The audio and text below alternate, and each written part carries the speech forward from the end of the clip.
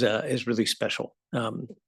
Brandon Staglin is the co-founder and chief advocacy and engagement officer at One Mind. There's a lot I can say about Brandon, but I don't want to steal his time. When I started to write a book about recovery and mental health, I started with Brandon. You know, he was the first, even most of the preface of the book was about him. And because I've learned an incredible amount about both what mental illness looks like and what the people with mental illness can be like. And that for Brandon, he really more than almost anyone else has helped me to understand how people with lived experience bring something that is so vital to what we're all trying to do. Fortunately, he's had that impact in many, many places. He's served on guiding councils of global, national, regional influence, including the World Economic Forum, NIMH, the FNIH, the state of California, and Stop Stigma Together. He has a Master's of Science in Healthcare Administration, a degree in Interprofessional Leadership from UCSF, and a bachelor's degree from Dartmouth. Brandon, delighted to have you here.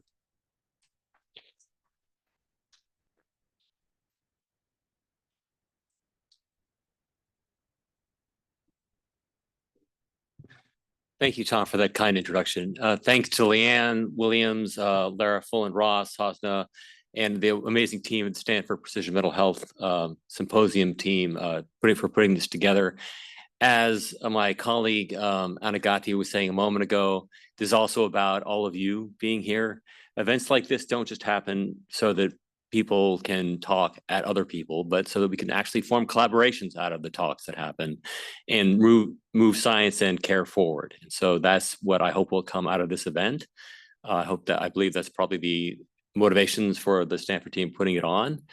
So I hope that you will have those conversations in the break that follows after this, and that science and care will be driven forward from this event, and you will be an integral part of that. So as there's an ingredient that has been touched on by some of the previous speakers, but I'd like to double down on that. One thing that one of my heroes as a teenager said, Albert Einstein, he said many famous things, but one thing that really stuck with me was the only source of knowledge is experience. Think about that for a moment. So my name is Brandon Staglin. I'm co-founder and chief advocacy and engagement officer of One Mind, as Tom so kindly introduced me in saying.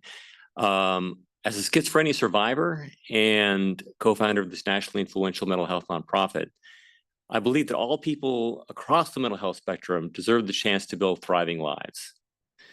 And I think you'll join me in asking, why isn't this the common outcome? The only way we can get to that outcome is for us all to be involved, including people with lived experience. So I'm going to share with you today about how to involve lived experience-based leadership in your work, whether you be a scientist or an innovator or a clinician or even somebody in the business field, to make your work more effective and engaging and to better serve the population that you aim to care for. So I hope you'll emerge from this conversation feeling empowered and excited to do this even better than you've ever done before. So our conversation today will traverse 4 stages of content. You'll learn about my experiences with the condition that I live with, as well as what I've learned from that about incorporating lived experiences into guiding mental health programs. I'll give some illustrative examples of how to do that with best practices through the One Mind Lived Experience Initiative, the program that I lead at One Mind currently. And then I'll share about, and then that'll be the extent of my talk. Well, there'll be time for discussion after that. So let's start the journey. So since a terrifying summer evening 35 years ago, I have lived as 15 million other Americans live today with a serious mental illness. This image shows my impression of what a psychotic episode feels like, what it felt like to me.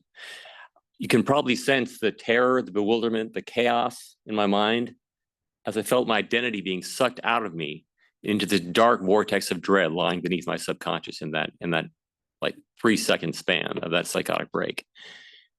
And the horror of that experience reverberated within me for the months that followed, leaving within me delusions of hellfire and damnation, and driving me toward exhaustion and despair, and nearly ending my life on more than one occasion. The ordeal that I faced in the months that followed were emblematic of that, of millions of people throughout our society. So not only and I was lucky, actually, I got mental health care. Not everyone gets that, as Tom so aptly said. So I had encounters with hospital staff and police officers that made me feel very self-stigmatized, like they were discriminatory, they were subjugating, and I resisted care for months after those encounters. And then once I found a psychiatrist that I could trust, we had to experiment for different medications for about 6 desperate months before finding one that could stabilize me, as has been noted by previous speakers as well. The side effects were debilitating, from chronic drowsiness to emotional blunting, which obstructed my social life and career. So I went off those medications, had a terrible relapse, had to resign from my job, go back into the psychiatric hospital, or from my graduate school admission at the time. And then I experienced chronic loneliness because I had to live close to my psychiatrist in an apartment in San Francisco for a year and a half to be able to see him twice a week. And I had no social skills to make friends with. So as I said, these are sadly common conditions for people throughout our society. Do these resonate with you? Do you know anybody who's experienced anything like this? Yeah, these are common. So fortunately, I was given the opportunity to recover. The loving support of my family, my friends, my psychiatrist, and my community has enabled me to climb back out of that dark hole, and ultimately to lead One Mind organization as president for 6 years, which I stepped down from last year after making some great advances with the amazing team that I served as leader. I also advise global agency leaders such as the NIMH, me featured here with Dr. Joshua Gordon, then leading the agency, the WEF, as Tom mentioned, and others, and Stanford University's PepNet program, which goes on today. But I learned from these experiences the power of lived experiences to elevate mental health programs and target them better at real people's needs. And this is why I'm passionate about this today. But our society needs lived experience-based leadership because we're facing a crisis of distrust and discrimination. Essentially, 2/3 of people with mental illness have avoided seeking care, either due to distrust the mental health system has their interest in mind, or to just fear of discrimination by their employers, their families, their peers. So how do we solve this terrible rift in the system? This probably resonates with many of us here as well. We solve this rift by partnering with people with lived experiences, people who've been there to the depths and have climbed back out of that rift and can share their insights with us to improve our programs to serve that community. So this is One Mind's Lived Experience Council, the original 3 members. It's since grown to a community of about 40. We are advising leaders in business practices, in science, in innovation. One of those leaders is here with us today, Nir Eshel of Rising Star Awardee. It's at One Mind. Thank you, Nir.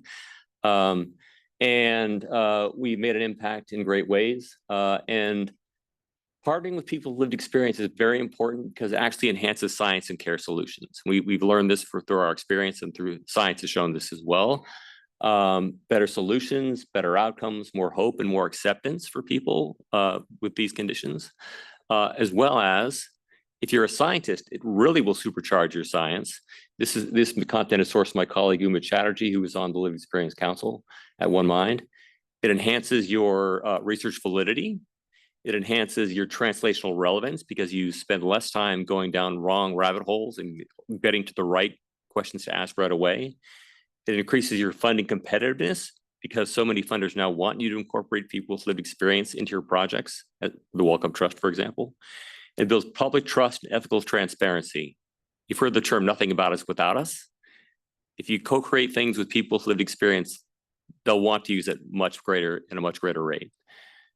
So there are practical factors to successfully do this. And this evidence is sourced from the HBGI Lived Experience Council, which I spearheaded the launch a few years ago, and our own experience with One Mind's Lived Experience Council. These factors include, when you incorporate people with lived experience into your teams, provide a welcoming setting so that people can feel that they belong and they can bring their best strengths to bear. provide sustainable systems so that leadership has accountability to systematically listen to and incorporate the advice of your lived experience team.